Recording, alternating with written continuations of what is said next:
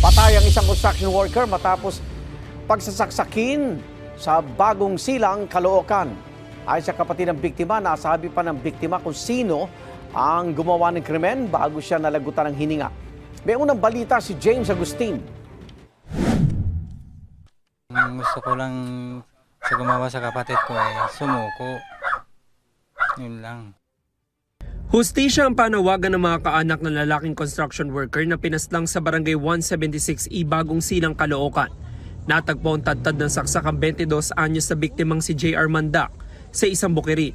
Ayon sa mga taga-barangay, nakatanggap sila ng tawag kaugnay sa insidente, kaya agad silang rumisponde. Nadatnan ko po yung tao, bali nakahiga na siya, duguan na po. Marami ng saksak, may saksak po sa likod, sa dibdib, at saka sa liig. Ang sabi lang ng biktima, hindi siya makahinga. Naisugod pa sa ospital ang biktima pero binawian ng buhay. Ayon sa mga kaanak, nobyo ng dating kinakasama ng biktima ang nasa likod umano ng krimen.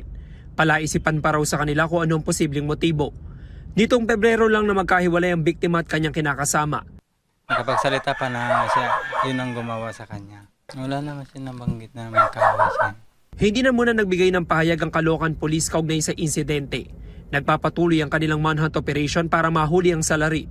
Ito ang unang balita. James Agustin para sa GMA Integrated News.